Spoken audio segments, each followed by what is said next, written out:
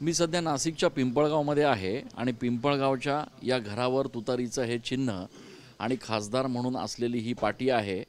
नाशिकच्या दिंडोरी लोकसभा मतदारसंघात giant killer ठरलेल्या भास्कर भगरे सर यांच्या घराच्या बाहेरची। भास्कर भगरे आता दिंडोरी लोकसभा मतदारसंघाचे नवीन खासदार आहेत आणि त्यांचं अभिनंदन करण्यासाठी कौतुक करण्यासाठी प्रचंड मोठी गर्दी त्यांच्या घराबाहेर आहे। खूप खूप अभिनंदन आपलं। काल ज्यावेळेस आपण सकाळी इंटरव्ह्यू केला त्यावेळेला तुम्ही म्हणाला होतात की धाकधूक निश्चितपणे आहे, मात्र विजय जो आहे त्याच्याबद्दल मी पूर्णपणे शाश्वत आहे, मला पूर्ण विश्वास आहे की विजय मिळणार आणि तसाच निकाल आला आहे। काय पहिली प्रतिक्रिया तुमची? या निवडणुकीमध्ये माझ्यासारख्या सामान्य कार्यकर्त्याला उमेदवारी दिली आणि जनतेने ती उमेदवारी स्वतःची समजून ही निवडणूक जनतेने हातात घेतली आणि त्यामुळे आज जो विजय झाला आहे तो विजय माझा नसून या मतदारसंघातील सर्व मतदार बंधू भगिनींचा किंवा समाजातल्या सर्व घटकांचा आहे असं मी समजतो। संपूर्ण देशाचं आर्थिक चित्र जे आहे ते इथला कांदा शेतकरी ठरवत असतो आणि हाच कांदा उत्पादक शेतकरी या निवडणुकीमध्ये निर्णायक ठरला असं वाटतंय? नक्कीच आहे, कारण माझा मतदारसंघ या मतदारसंघामध्ये 9.5 तालुके, त्यापैकी पेठ सुरगाणा तालुका वगळलं तर उरलेल्या 7.5 तालुक्यामध्ये कांदा हे प्रमुख पीक आहे आणि कांदा पिकाच्या बाबतीमध्ये 10 वर्षापूर्वी काँग्रेसचं सरकार किंवा आदरणीय पवार साहेब या देशाचे कृषी मंत्री असताना त्यावेळेची परिस्थिती, त्यावेळेचा भाव आणि आज जर आपण बघितलं तर 10 वर्षामध्ये 21 वेळा सरकारने कांदा निर्यात बंदी करून शेतकऱ्यांचं आर्थिक नुकसान करण्याचं काम, शेतकऱ्यांचं कंबरडं मोडण्याचं काम केलेलं आहे। म्हणजे त्याचं उदाहरण 8 डिसेंबर 2023ला कांद्याचा भाव 4-4.5 हजार रुपये चालू असताना क्विंटलला तो निर्यात बंदी केल्यामुळे तो भाव 1000 रुपयाच्या खाली आला आणि शेतकऱ्यांचं प्रचंड नुकसान झालं आणि तेव्हापासून आजपर्यंत निर्यात बंदी उठवावी म्हणून अनेक आंदोलनं झाली, परंतु सरकारने दखल घेतली नाही। गुजरातच्या कांद्याला सशर्त निर्यातीला परवानगी दिली किंवा आज आपण बघतोय बेंगलोरचा जो रोज कांदा आहे त्याला परवानगी दिली, परंतु महाराष्ट्रातील किंवा या भागातील कांद्याला निर्यात बंदी उठवली, परंतु निर्यात शुल्क 40% आकारल्यामुळे आज आपल्या देशातून परदेशात कांदा जाताना किलोला 70 रुपयाचा खर्च आपल्या देशामध्ये येतो। मग तो कांदा परदेशात जाऊन किती भावाने विकावा लागेल आणि आज जगाच्या बाजारपेठेमध्ये आपल्या देशापेक्षा स्वस्त कांदा हा पाकिस्तान किंवा अजूनही देशामधून येतो आहे आणि त्यामुळे निर्यातबंदी जरी उठवली तर प्रत्यक्षात त्याचा फायदा आपल्या शेतकऱ्यांना झालेला दिसत नाही। आजही कांद्याचा भाव हा 1,500च्या आसपासच आपल्याला पाहायला मिळतो आहे आणि त्यामुळे निर्यातबंदी उठवल्याचा फायदा या शेतकऱ्यांना नाही झाला नाही आणि त्यामुळे शेतकऱ्यांनी त्याचा आक्रोश या मतदानाच्या रूपाने दाखवला आहे। आपण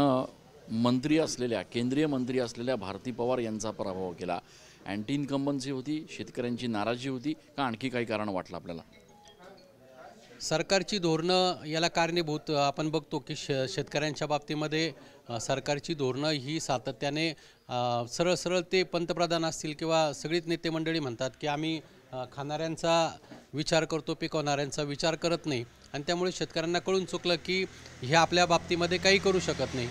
शेतकरी सन्मान निधी 6,000 रुपये शेतकऱ्यांना दिला जातो, परंतु लाखो रुपये शेतकऱ्यांकडून GSTच्या माध्यमातून किंवा ज्या वस्तूंच्या किमती, शेतीला लागणारी जी उत्पादनाची साधने आहे त्यांच्या प्रचंड किमती वाढवलेल्या आहे आणि शेतकऱ्यांना आता लक्षात यायला लागलं की हे सरकार फक्त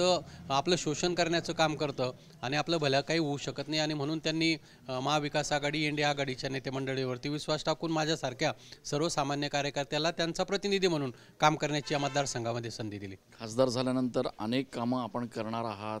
करू इच्छिता, मात्र प्राधान्यक्रम जर ठरवायचा झाला तर प्राधान्यक्रमावर पहिलं काम कुठलं हातात घेऊ शकता? प्राधान्यक्रम तर शेतीच्या संदर्भातच द्यावा लागेल, कारण हा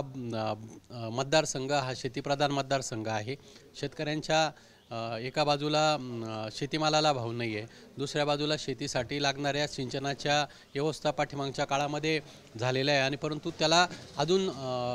जर आपण इकडे नांदगावकडे गेलो, येवल्यात गेलो किंवा देवळ्याचा भाग आहे, चांदवडचा भाग आहेत, हे सगळे दुष्काळी भाग आहे किंवा इकडे पेठ सुरगाणा भागामध्ये पावसाळ्यामध्ये धोधो पाऊस पडतो, 3000 मिलीमीटरपेक्षा जास्त पाऊस पडतो, परंतु आज जर आपण बघितलं तर प्यायला पाणी मोठ्या प्रमाणावर समस्या निर्माण झालेली आहे आणि म्हणून जास्तीचं पाणी आणण्यासाठी वळण योजनांसारखे प्रकल्प या मतदारसंघामध्ये पाठीमागे राबवले गेले, त्यालाच कुठेतरी गती देण्याचं काम किंवा नव्याने मंजूर करण्याचं करावे लागणार आहे आणि या मतदारसंघातला पाण्याचा प्रश्न किंवा रेल्वेचे प्रश्न आहेत, तरुणांची बेरोजगारी आहेत, आज आरोग्याचे ज्यांना पाठीमागे काम करण्याची, आरोग्यमंत्री म्हणून काम करण्याची संधी दिली, परंतु या मतदारसंघातली आरोग्य व्यवस्था अतिशय डळमळीत झालेली आहे आणि म्हणून ती सुस्थितीवर आणणं, शिक्षणाच्या बाबतीमध्ये तरुणांची बेरोजगारी किंवा वेगवेगळे प्रकल्प या मतदारसंघामध्ये आणून आदिवासी बांधवांचं स्थलांतर थांबवणं, यासाठी जे करता येईल ते करण्याचा मानस आहे. खूप खूप धन्यवाद आणि आपल्याला शुभेच्छा आपल्या भावी वाटचालीसाठी. हे होते दिंडोरी लोकसभा मतदारसंघाचे खासदार भास्कर भागरे यांनी आपली ही प्रतिक्रिया व्यक्त केलेली आहे. कॅमेरा पर्सन आकाश येवलेसह मी चंदन पूजाधिकारी, TV9 मराठी.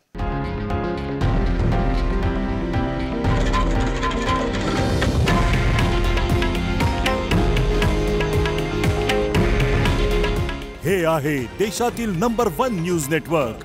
आणि आपण पाहत आहात TV9 मराठी. काळजी तुमची, हित महाराष्ट्राचं.